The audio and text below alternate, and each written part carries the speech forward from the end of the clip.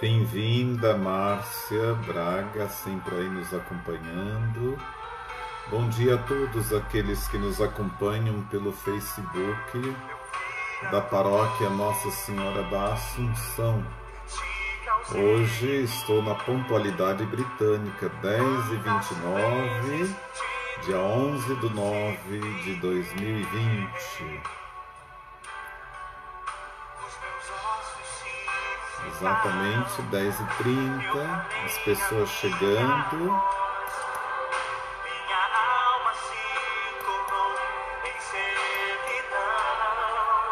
Bom dia, Sandor.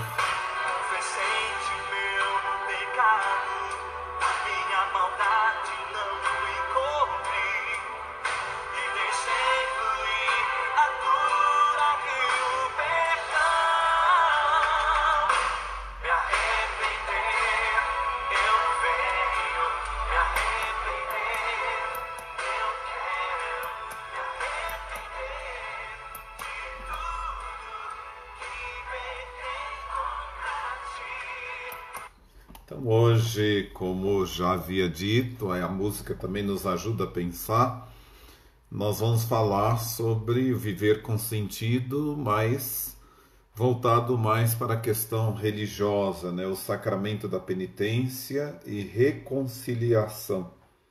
Vocês viram de que a orientação é que as nossas confissões sejam de maneira abreviada e sejam mais objetivas, né? Sejam objetivas.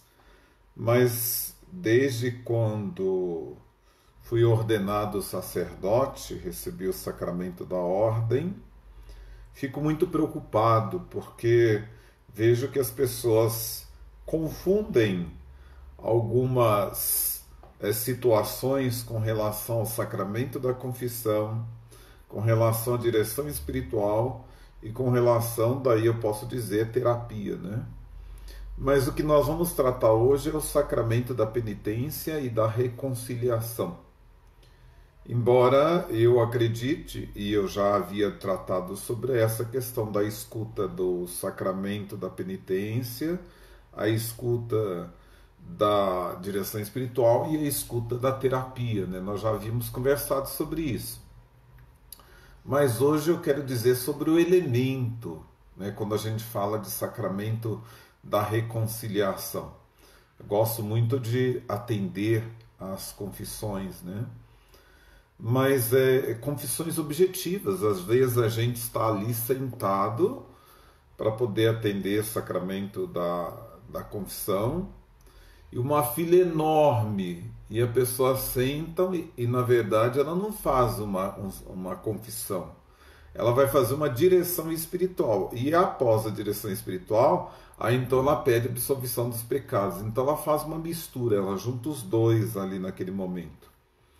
E me preocupa muito, porque quando eu olho a fila enorme, isso me preocupa porque, primeiro, quanto tempo aquelas pessoas estão ali na fila, né? Segundo, até que ponto eu vou aguentar ficar aqui se eu estiver sozinho para poder atender todo aquele povo? Vai chegar um momento que eu vou falar, não dá mais, vocês voltem outro dia. E por quê? A limitação também nossa de confessores, né? Então isso tudo me preocupa. Tendo em vista esta preocupação, eu resolvi por bem hoje falar sobre essa questão do sacramento da penitência e da reconciliação, mas com a proposta de ajudar a todos. Sei que às vezes as pessoas interpretam mal, né? O padre vai falar sobre o sacramento da penitência e da reconciliação, logo em seguida coloca, lá uma vez eu fiz esse programa, Sacramentos Trocados em Miúdos, que eu tratava sobre o sacramento do batismo, da crisma, da reconciliação, da penitência, da ordem. E quando cheguei na reconciliação, alguém ligava para o programa dizendo assim: olha, se o senhor não gosta de atender confissão, o senhor não coloca obstáculo. Eu falei: gente, não é isso a minha proposta. A minha proposta é orientá-los para que a confissão seja uma confissão mais objetiva, que haja objetividade com relação ao sacramento da confissão. E isso é uma proposta de todos nós cristãos. Eu não acredito que a pessoa que vá se confessar e começa a justificar os pecados, que ele esteja de tudo arrependido, porque ela está se justificando. Então, no momento em que eu vou me confessar, eu não preciso justificar. Eu falei mentira, pronto, acabou. Como foi essa mentira, de que forma foi, que dia que foi, com quem que foi, não há necessidade do sacramento da confissão. Na direção espiritual, olha, padre, eu gostaria de conversar com o senhor, eu tenho costume de falar mentiras, e geralmente em tais situações, daí eu vou explicar, vou especificar quais são as situações da direção espiritual. Na confissão, não. Eu menti e estou arrependido com firme propósito de me esforçar para não cair mais nesse pecado. Prontinho, acabou. Isso é confissão. Eu tenho que ser mais direto e mais objetivo. E isso nos ajuda. Bom dia, nosso amigo aí da Argentina, que Deus te abençoe. Que bom que você esteja aí conosco. Mas falar assim que isso nos ajuda tanto as pessoas que estão na fila, quanto aquele que está atendendo confissão.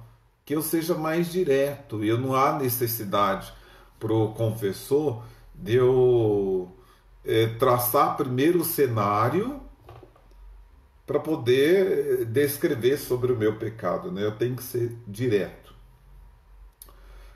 Aqueles que se aproximam do sacramento da penitência obtêm da misericórdia de Deus o perdão da ofensa a ele feita, e ao mesmo tempo são reconciliados com a Igreja, que tinham ferido com o seu pecado, a qual, pela caridade, exemplo e oração, trabalha pela sua conversão. Então, o interessante é assim, é de que o sacramento da penitência nos faz experimentar a misericórdia de Deus. E se nós experimentamos a misericórdia de Deus, nada melhor do que nós transmitirmos essa misericórdia de Deus às pessoas que fazem parte do nosso convívio de caminhada, família, comunidade, essa questão toda. É chamado sacramento da conversão porque realiza sacramentalmente o apelo de Jesus à conversão e o esforço de regressar à casa do Pai, da qual o pecador se afastou pelo pecado. Então, esse sacramento é um sacramento da conversão. Como que se dá essa conversão? Processualmente. Se de repente eu vou me confessar, mas não tem esse firme propósito da conversão, então fala assim que é só mais um ato repetitivo que nós temos na nossa vida. Há aqueles que fazem a confissão devocional, né? Então tomar muito cuidado que o sacramento da confissão não é um sacramento devocional. É um sacramento de cura interior e que nos ajuda a mudar de vida. Né?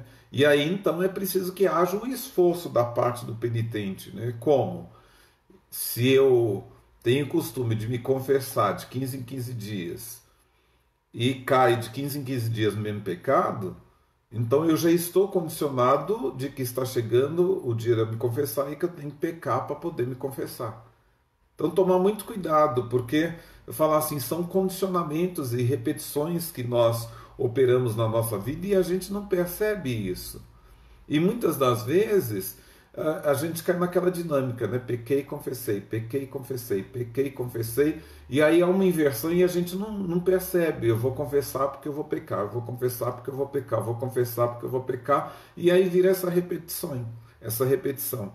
E eu digo assim, olha, talvez aí fosse necessário a gente até ter casas de recuperação de dependentes de pecado.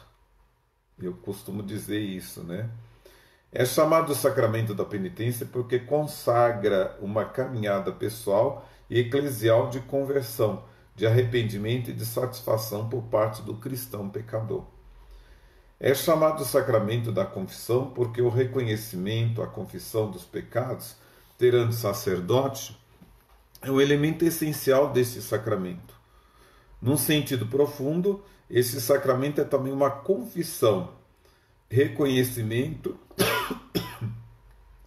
e louvor da santidade de Deus e da sua misericórdia para com o homem pecador.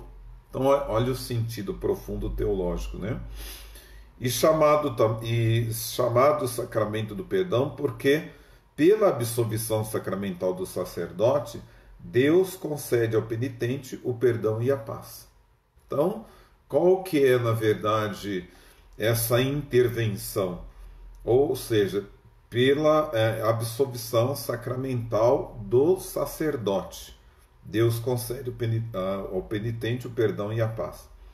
É chamado sacramento da reconciliação porque dá ao pecador o amor de Deus que reconcilia. Deixai-vos reconciliar com Deus, segundo Coríntios. Aquele que vive no amor misericordioso de Deus está pronto para responder ao apelo do Senhor. Vai primeiro reconciliar-te com teu irmão. Mateus 5, 24. Vós fostes lavados, fostes santificados, fostes justificados pelo nome do Senhor Jesus Cristo e pelo Espírito de nosso Deus. Coríntios 6, 11. Precisamos de tomar consciência da grandeza do dom de Deus que nos foi concedido no sacramento da iniciação cristã, para nos apercebermos de até que ponto o pecado é algo de inadmissível para aquele que foi revestido de Cristo. Mas o apóstolo São João diz: se dissermos que não temos pecado, enganamo-nos a nós mesmos e a verdade não está em nós. E o próprio Senhor nos ensinou a rezar: perdoai-nos as nossas ofensas, Lucas 4, relacionando o perdão mútuo das nossas ofensas com o perdão de Deus que concederá aos nossos pecados. Então, ou seja, a relação, o perdão que eu recebo de Deus e que eu experimento nessa misericórdia, também eu devo me tornar propagador dessa misericórdia e desse perdão de Deus. A leitura de São Paulo hoje, né? Ai de mim se não evangelizar. Qual é a forma da evangelização? Com ações concretas. Então, eu vejo que há muitas pessoas preocupadas com o sexto mandamento, pecou contra a castidade, mas não se preocupa com a questão da língua, da inveja, da fofoca, da dissimulação, das imoralidades e tantos outros males que afetam. Então, ele pode pecar, confessar contra o sexto mandamento, mas se esquece não matar. Né? Como nós matamos? Com a nossa fofoca, com a nossa inveja, com o nosso egoísmo, nossa prepotência de achar que estamos no lugar do suposto saber e que sabemos mais do que os outros e que constantemente nós estamos mandando os outros se confessarem, mas a gente mesmo não vai confessar. Por quê? Porque a gente julga os outros, acha de que no olho do outro existe um cisco, enquanto no nosso olho existe uma trave. A ninguém é dado essa possibilidade de apontar para o pecado dos outros. Nós temos que pensar em nós mesmos, mas pensar de uma forma que nos ajude a transformar a própria vida. Então, você vê assim de que há uma incoerência com relação à questão da confissão. Eu vou lá me confessar, mas eu não perdoo minha sogra, não me arrependo de ter ofendido fulano, estou de mal na comunidade, não suporto cicrano, não... E aí? Que confissão é essa? Não aceito o padre da minha paróquia, falo mal do padre, acho que só eu que estou certo. E que confissão é essa? E há muitas pessoas envolvidas nesses grupos de pastorais e movimentos que o maior pecado dela é a prepotência, de não se inserir na vida de comunidade para viver essa dinâmica da comunhão, da participação, do reconhecimento das diferenças que o outro possui e que muitas das vezes vão em desacordo à minha possibilidade de olhar e de enxergar a vida. São cristãos que estão aí na vida da comunidade. São os mesmos cristãos que estão na vida da comunidade preocupados em confessar-se, mas que não respeitam as orientações do bispo, que não respeitam as orientações da paróquia, que não respeitam as orientações de um coordenador, que não é obediente dentro daquelas propostas e orientações da igreja enquanto unidade com a Conferência dos Bispos do Brasil. Estão aí, exigindo. Que confissão é essa? Então nós dizemos assim, olha, é preciso que nós tenhamos um contexto geral com relação às nossas confissões, para não chegar lá, olha, matei passarinho, briguei com meu pai, com a minha mãe é só. Mas olha, vai à missa, fica fofocando, tá lá no celular, falta das celebrações, quando muitas vezes estando fora do período de pandemia, e tantos outros males que nós cometemos e que para ele não faz tanta diferença. Então, olha, é preciso que a gente tenha essa capacidade, essa possibilidade de olhar no geral. Eu achei interessante que o padre Wagner, Portugal, ele ajuda um pouquinho nesse roteiro sobre essa questão da penitência. Ele primeiro responde: o que é a confissão? Confissão ou penitência é o sacramento instituído por nosso Senhor Jesus Cristo para que os cristãos possam ser perdoados de seus pecados e receberem a graça santificante. Também é chamado de sacramento da reconciliação. Por que a graça santificante? Quando nós nos arrependemos e recebemos a absolvição, cumprimos aquilo que se pede na confissão, a sensação que nós temos é de levitar. Mas essa sensação de levitar nós devemos levar também aos outros irmãos. Como? Convivendo com eles, respeitando eles. Há pessoas que confessam aqui, quando sai, já sai xingando porque o outro que estava na fila fez cara feia porque fulano demorou na hora da confissão. A pessoa já pecou. Então, tomar muito cuidado com as nossas atitudes, né? Quem instituiu o sacramento da confissão ou penitência? O sacramento da penitência foi instituído por nosso Senhor Jesus Cristo, segundo nos ensina o Evangelho de São João. Depois dessas palavras, Jesus soprou sobre eles, dizendo-lhes: recebei o Espírito Santo. Aqueles a quem vocês perdoarem os pecados, ser-lhes-ão perdoados. Aqueles a quem os retiverdes, ser-lhes-ão retidos. João 20, 22 a 23. A Igreja tem autoridade para perdoar os pecados através do sacramento da penitência. Sim, a Igreja tem essa autoridade porque recebeu de nosso Senhor Jesus Cristo. Em verdade vos digo, tudo o que ligardes sobre a terra será ligado no céu, e tudo o que desligardes sobre a terra será também desligado no céu. Mateus 18, 18. Por que me confessar e pedir perdão para um homem igual a mim? Isso a gente ouve muito, né? Principalmente da parte de muitos homens. Só Deus perdoa os pecados.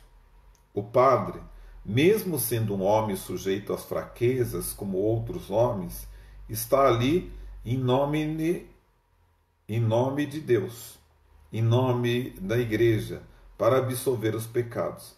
Ele é o ministro do perdão, isto é, o intermediário, o instrumento do perdão de Deus. Como os pais são instrumentos de Deus para transmitir a vida a seus filhos. E como médico é um instrumento para restituir a saúde física, etc. Então, é bom que a gente pense sobre isso, né? Os padres e os bispos também se confessam. É outra curiosidade. Eu falo que o pessoal pergunta muito sobre isso, né? Sim.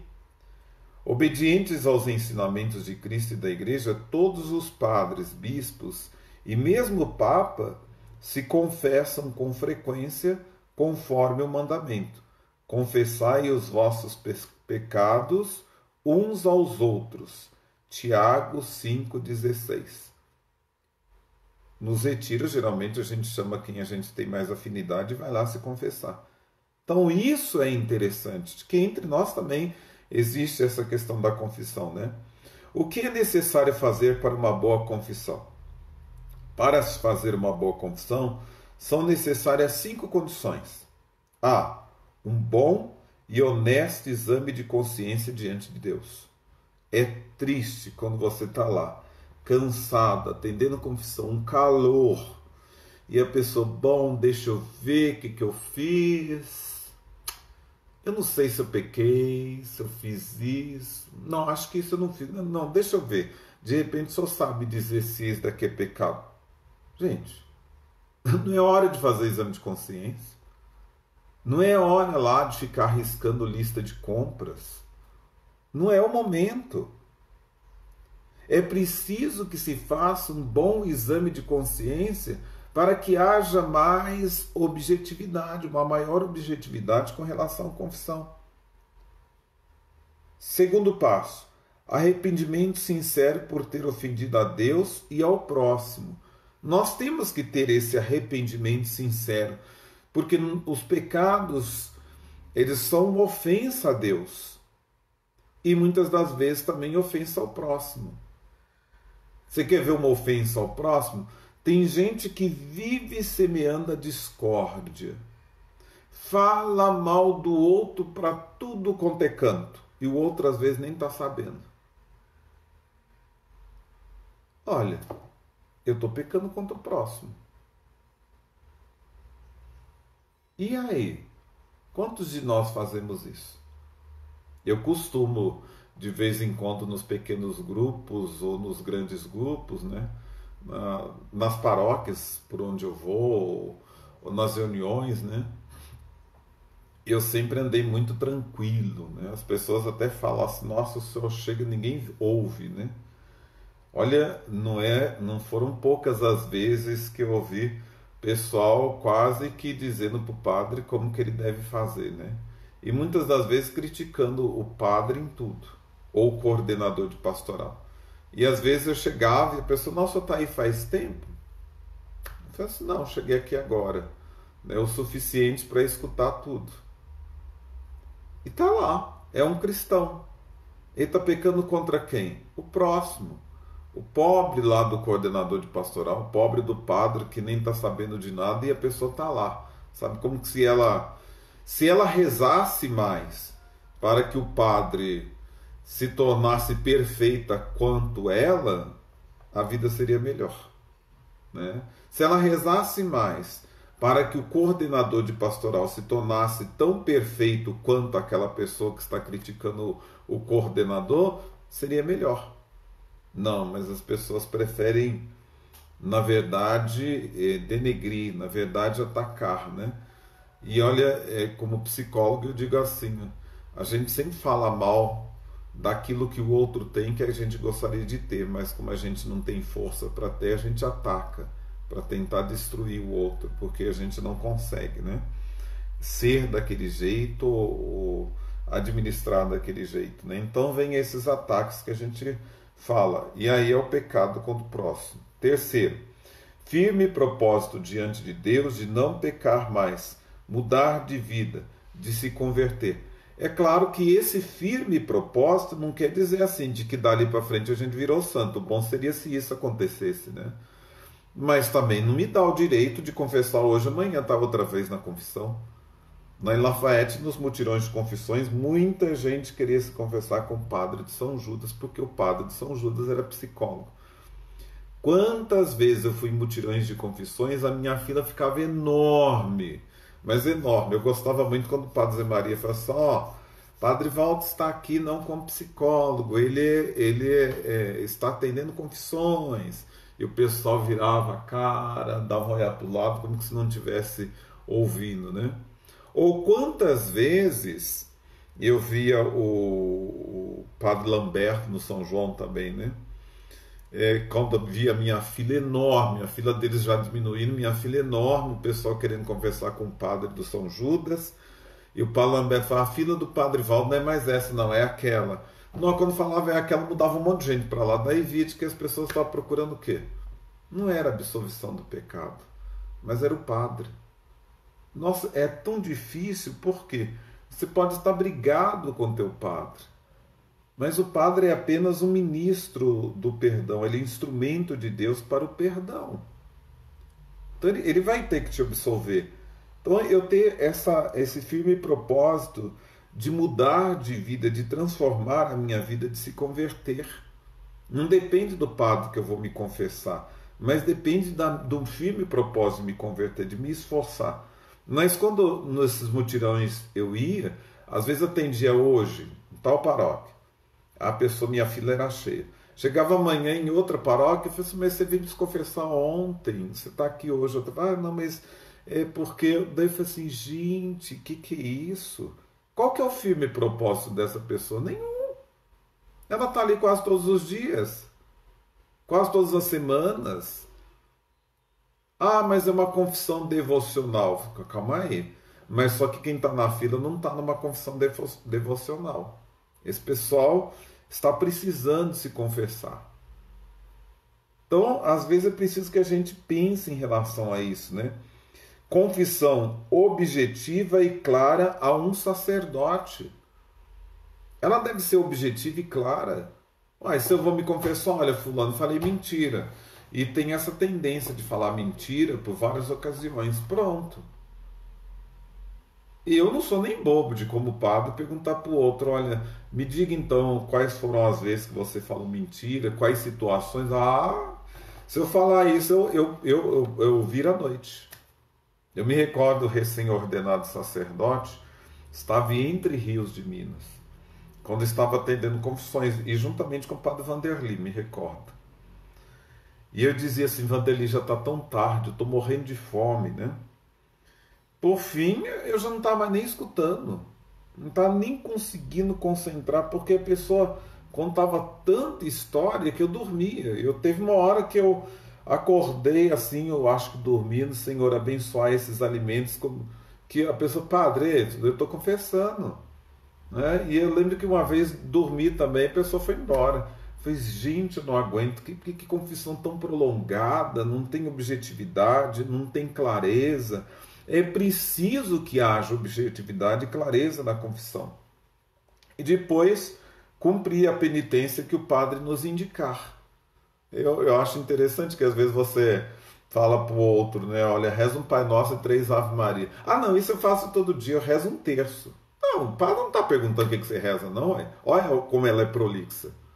Ele está pedindo para você rezar um Pai Nosso e 3 Ave Maria. Pronto, está feita aí a penitência, então você cumpre isso daí. Agora, se você reza um terço, uma ladainha, ou vai à missa todos os dias, isso é questão tua, é problema teu, é situação tua. O padre não está ali para poder ver tua lista de benefícios, de santificações, de missa que você participa, não, você foi ali porque você ofendeu a Deus e a teu próximo e quer se confessar. Pronto, você vai se confessar. Então, ter essa tranquilidade para a confissão.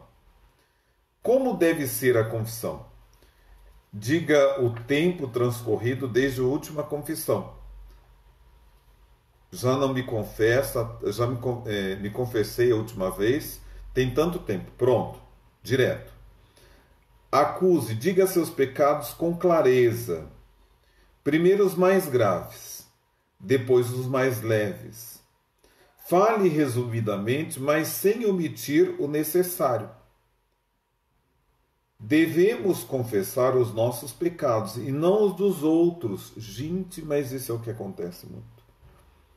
Olha quantas mães, quantos esposos, quantas esposas vão se confessar o pecado da esposa, do esposo, dos filhos, quantos? E até mesmo da comunidade. Porque fulano fez isso, porque fulano fez aqui com a minha família, porque fulano... Gente, é o teu pecado. Porém, se participamos ou facilitamos de alguma forma o pecado alheio, também cometemos um pecado e devemos confessá-lo. Por exemplo, se aconselhamos ou facilitamos alguém a praticar um aborto, somos tão culpados como quem cometeu o aborto. Então, tomar muito cuidado. Por quê? Olha, eu estou lá num grupo de pessoas, né? Que estão lá, eu coloco assim, mas não tenho nada contra não, vocês podem ficar à vontade, né? Estão lá falando mal do bispo, falando mal do padre. E eu fui o primeiro a botar a lenha na fogueira, eu sou cúmplice. Né? Eu estou pecando. Não, mas foi fulano que começou a falar, sim, mas eu compartilhei. Eu estou pecando. Né? Bem como eu brinco com meninada, né? Falo assim, olha, se eu estou na escola, estou colando na prova, também estou pecando. Mas escola é pecado? Você está mentindo. Você está enganando. Não é o professor, a si mesmo. Dizendo que você tem esse conhecimento que não tem. O que pensar na confissão feita sem arrependimento ou sem propósito de conversão, ou seja, só para descarregar um pouco os pecados? Além de ser uma confissão totalmente sem valor, é uma grave ofensa à misericórdia divina. Quem a pratica comete um pecado grave de sacrilégio. Então, pense bem, o que pensar da confissão feita sem arrependimento ou sem propósito de conversão? É um sacrilégio. Por quê? Você está ofendendo a misericórdia divina. Que pecados somos obrigados a confessar? Bom, primeiro eu penso assim, ninguém é obrigado a se confessar, a gente vai por livre e espontânea vontade. Mas se vamos, somos obrigados a confessar todos os pecados graves, mortais. Aí basta você voltar lá no catecismo, o que é pecado mortal, o que é pecado venial, né? Mas é aconselhável também confessar os pecados leves, para exercitar a virtude da humildade. Dizer de si mesmo nessa humildade. O que são pecados mortais e suas consequências? São ofensas graves a Deus e ao próximo. Olha, isso é pecado, né? Mortal. Eles apagam a caridade no coração do homem e a desviam de Deus. Quem morre em pecado grave e mortal sem arrependimento merece a morte eterna, conforme diz a Sagrada Escritura. Há pecado que leva à morte. 1 João 5,16. Então tomar muito cuidado, porque olha, são pecados graves a Deus e ao próximo. Ou seja, eles apagam a caridade no coração do homem e a desviam de Deus. Então, olha a falta de caridade que nós vemos dentro da vida de comunidade. As pessoas não têm noção sobre isso. Olha os nossos grupos, a falta de caridade, a nossa falsidade, a nossa mentira, o nosso cinismo, essas questões todas que mascaram a nossa verdadeira face, são pecados mortais. Porque nós estamos ofendendo a Deus e ao próximo. E aí isso nos leva a pecado. Daí a gente fala assim, nossa, mas quanta gente. Não julgueis para não serem julgados. Cada um deve colocar a mão na sua consciência, né? E aí vocês sabem, se quem tem um certo temor de Deus, né? E uma atitude moral, vai ter a livre tranquilidade de colocar a mão na consciência. Podeis dar algum exemplo de pecados graves, né? O que são pecados leves? São ofensas leves a Deus e ao próximo. Embora ofendem a Deus, não destroem a amizade entre ele e o homem. Quem morre em pecado leve não merece a morte eterna. Toda iniquidade é pecado, mas há pecado que não leva à morte. 1 João 5,17.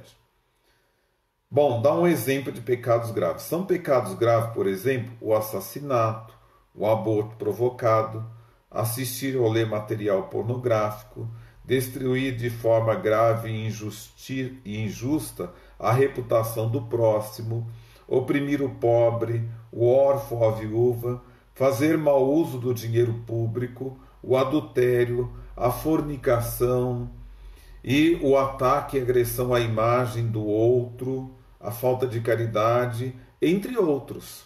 São os pecados mais graves. Quer dizer que todo aquele que morre em pecado mortal está condenado? Bom, merece a condenação eterna. Porém, somente Deus, que é justo e misericordioso e que conhece o coração de cada pessoa, pode julgar. É o que eu dizia, né? Não julgueis para não seres julgados. Bom dia para você também aí na Argentina. Um abraço. E se tenho dúvidas se cometi pecado grave ou não? Para que haja pecado grave e mortal é necessário 1. Conhecimento, ou seja, a pessoa deve saber, estar informada que o ato a ser praticado é pecado. Então ela tem que ter conhecimento. Olha, se eu não tenho conhecimento, eu vou dizer de que isso é pecado? B. Consentimento, ou seja, a pessoa tem tempo para refletir e escolhe, consente cometer o pecado. C. Liberdade, isto é, significa que somente comete pecado quem é livre para fazê-lo. Matéria, ou seja, significa que o ato a ser praticado é uma ofensa grave aos mandamentos de Deus e da Igreja. Essas 4 condições também são aplicáveis aos pecados leves, com a diferença que, neste caso, a matéria é uma ofensa leve contra o mandamento de Deus. Se esqueci de confessar um pecado que julgo grave. Se esquecestes realmente, o Senhor te perdoou, mas é preciso acusá-lo ao sacerdote uma próxima confissão. Por isso que o padre fala que o Senhor te absolva de todos os teus pecados, né? Que há pessoas que esquecem. Mas não há necessidade de você voltar no dia seguinte, olha, eu quero completar a minha lista. Não, numa próxima que você for, olha, a última vez eu me confessei e acabei me esquecendo de tal pecado que é grave. Pronto, né? Você pode fazer isso sem nenhum sentimento de culpa. E se não sinto remorso, cometi pecado? Não sentir peso na consciência, remorso, não significa que não tenhamos pecado. Se nós cometemos livremente uma falta contra o mandamento de Deus, se for de forma deliberada, nós cometemos um pecado. A falta de remorso pode ser um sinal de um coração duro ou de uma consciência pouco educada para as coisas espirituais. Por exemplo, um assassino pode não ter remorso por ter feito um crime, mas seu pecado é muito grave. Então há pessoas que têm a consciência laxa, né? Que nós dizemos na moral. Na consciência laxa, ela não vai ter remorso. Ela vai viver a vida, e aí a gente fala assim, olha, há muitas pessoas com consciência laxa, né? Porque se a gente falar ofender o próximo, ofender a Deus, e continua indo comungar tranquilamente, como se nada acontecesse, então, cadê a consciência laxa? Se encontra aí.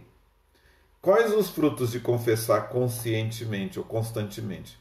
Toda confissão apaga completamente nossos pecados, até mesmo aquele que tenhamos esquecido, e nos dá a graça santificante, tornando-nos naquele instante uma pessoa santa. Tranquilidade de consciência, consolo espiritual, aumenta nossos méritos diante do Criador, diminui a influência do demônio em nossa vida, faz criar gosto pelas coisas do alto, exercita-nos na humildade e nos faz crescer em todas as virtudes. Então, olha essas questões belas da confissão constante, né? Mas ela vai se tornando cada vez mais constante quando eu sou mais objetivo, quando eu sou direto, né? Vou lá, me confesso com toda a tranquilidade, clareza e de maneira direta. E se tenho dificuldade para confessar um determinado pecado? Se somos conhecidos de nosso pároco, Devemos, neste caso, fazer a confissão com outro padre para nos sentirmos mais à vontade. Em todo caso, antes de se confessar, converse com o sacerdote sobre a sua dificuldade. Ele usará de caridade para que a sua confissão seja válida sem lhe causar constrangimentos. Lembre-se, ele está no lugar de Jesus Cristo. Então, imagine, às vezes as pessoas acham que fica imaginando, o padre, quando olhar para mim, vai lembrar do meu pecado. A gente há tantas outras coisas essenciais na nossa vida pessoal do que ficar lembrando o pecado dos outros. Então é preciso que a gente pense sobre isso, né? Se para você é difícil confessar com o teu pároco que você é próximo, imagine para o pároco te ouvir também se ele é tão próximo de você. Então, ele está ali cumprindo a função dele de ministro da confissão. E você está cumprindo a tua função de penitente, né?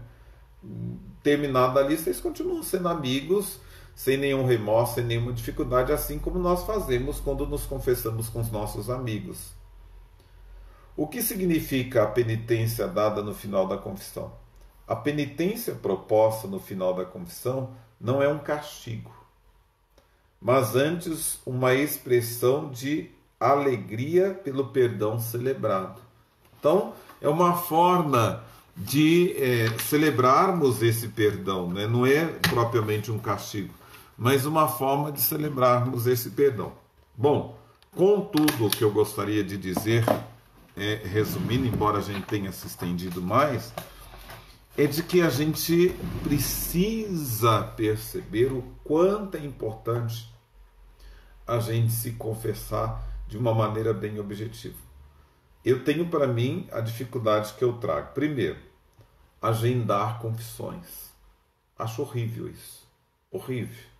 Vou ligar para a secretaria para poder agendar uma confissão. Não, você não agenda a confissão. Você pegou o padre ali na igreja, padre, só tem tempo de me atender em confissão? Se só não tiver tempo, amanhã teria um jeito da gente, eu me confessar, chegar aqui no tal horário, tranquilo.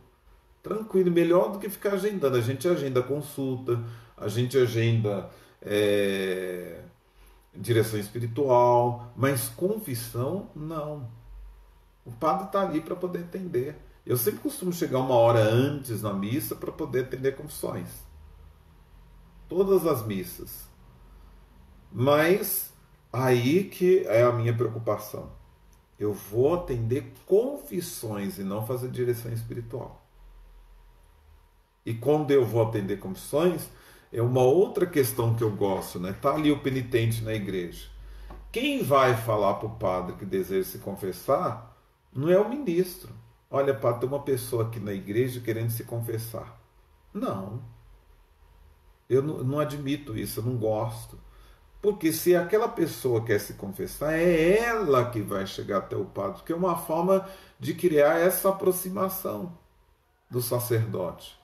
Ah, mas eu não tenho costume. Não, mas você pode ir lá com toda tranquilidade. Se ele não puder, ele vai falar, no momento eu não posso. Mas se ele puder, pode sentar aqui, eu te atendo aqui agora. É tranquilo. Então falar assim, ter essa tranquilidade da aproximação. Mas, entretanto, é preciso que haja um exame de consciência. Não vá para a confissão de qualquer forma, né? E pense, eu estou procurando um padre porque estou arrependido dos meus pecados.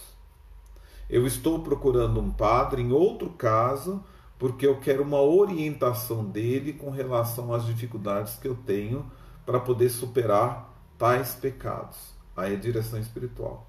Eu estou procurando um padre porque, e aí nesse caso sou eu mesmo, porque eu trago algo em mim de que precisa ser acompanhado com a questão de terapia, porque eu preciso de um psicólogo, já é diferente. Então vejam só o quanto é importante. Entendam que da minha parte, quando eu vou atender as confissões e que as pessoas começam a dar a volta, olha, eu falei mentira porque meu marido, ótimo, pode parar. Teu marido deixa fora da confissão, você falou mentira, esse é teu pecado, pronto, vamos passar para o próximo. De vez em quando eu dou essas cortadas. Por quê? Para a pessoa ser mais objetiva. Quando ela começa a dar muita volta, pode ver que às vezes eu estou lá ouvindo. Chega um certo momento e fala, olha, acabou, tá bom, tá muito longa a tua conversa, a tua fala, vamos parar por aí, porque é preciso que a gente continue na confissão.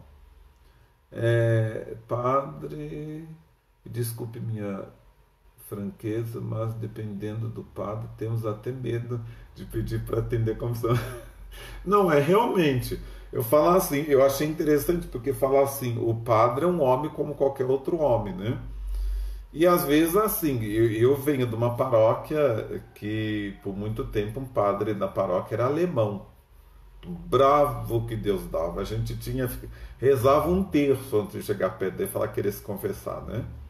Mas a gente ia. Eu falava assim que eu acho que dá mais coragem quando a gente chega perto do padre, o padre dá na gente uma certa chicotada, a gente fala assim, poxa, próxima vez eu vou me esforçar mais para não pegar, porque tá difícil demais de chegar perto desse homem, né? Ótimo, entendeu? Então falar assim, por quê? A gente tem que imaginar que também nós teríamos que ter maiores possibilidades de confissões, né? Quais são as maiores possibilidades? Hoje eu conversava com alguém, né? Sou padre, ele é pároco. Ele tem que cumprir todas as funções dele de administrador, financeiro e pastoral. Depois, além de ser pároco, ele é assessor de alguma pastoral, na região, na diocese. Depois, além de ser assessor, ele coordena uma outra função na diocese, tem outro trabalho. Além de coordenar essa outra função, por exemplo, no meu caso, eu trabalho no tribunal também, né? Depois, além de fazer tudo isso, muitas das vezes eu falo que nunca me atrapalhou ser psicólogo, né? Porque eu sabia dividir direitinho. Agora eu tô de tal hora a tal hora, estou no consultório, terminou o consultório, estou na paróquia, não quero saber de consultório. Estou no consultório, não quero saber de paróquia, estou no consultório. Então eu sempre consegui dividir isso muito, né? Mas eu falo assim, às vezes um padre está cheio de funções. A hora que ele precisa cumprir com essas funções, vocês veem, eu estou aqui fazendo programa. Muitas pessoas já acompanham no Facebook, 10h30 tem um programa. Mas o telefone tocou já não sei quantas vezes. E eu ouvia a senhora que trabalha aqui dizendo assim, olha, agora ele não pode estar no programa. Então, ele precisa atender para resolver alguns problemas, alguma bênção, alguma encomendação, alguma... E aí depois, quando chega a noite, fala assim, gente, eu preciso adiantar um trabalho meu que está atrasado. Aí a gente fala assim, eu vou deparar com um padre que já está o quê? Mais catimbado do que outra coisa. O certo seria que nas nossas paróquias nós tivéssemos 3, 4 padres. Por quê?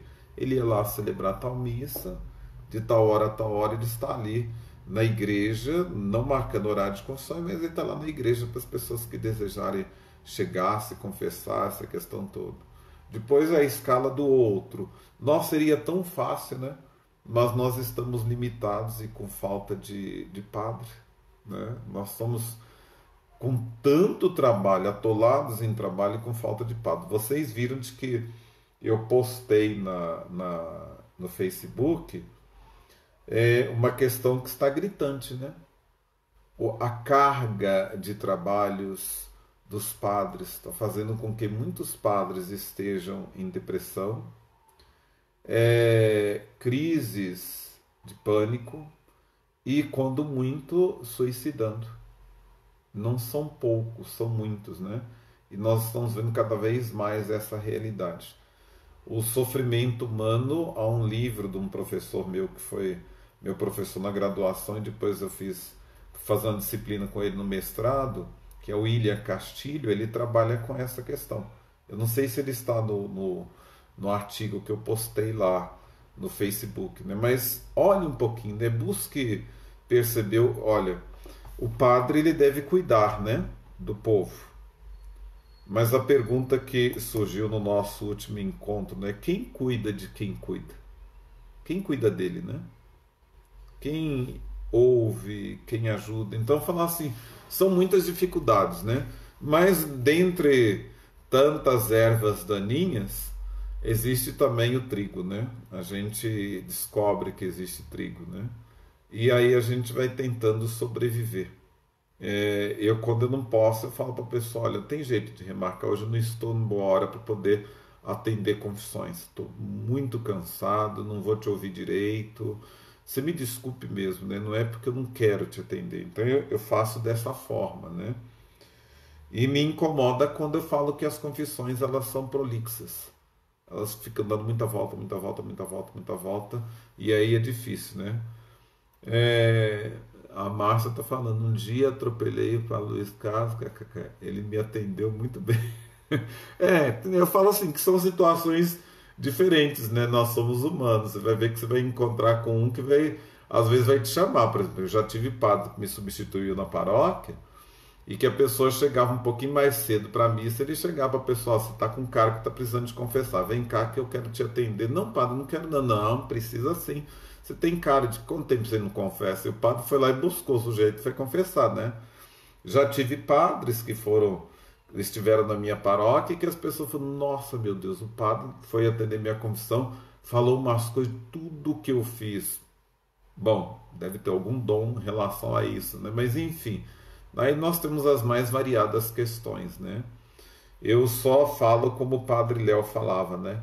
Rezemos pelos nossos padres. Assim como os padres, nas missas dominicais, rezam pelos seus leigos, né? Pelos seus paroquianos, pelas suas ovelhas, né?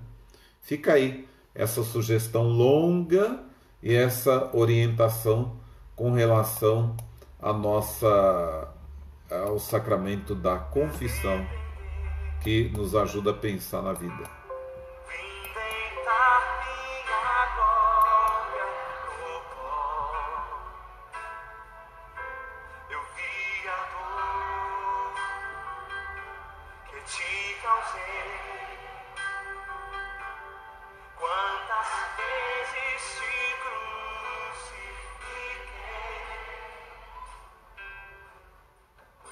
Os meus ossos se secaram, eu calei a minha voz, minha alma se tornou em ser. Eu quem agradeço, Márcia, obrigado, Sander, obrigado vocês que participaram aí conosco. Essa conversa nossa vai estar no YouTube da paróquia Nossa Senhora da Assunção. Acompanhe. Um abraço a todos.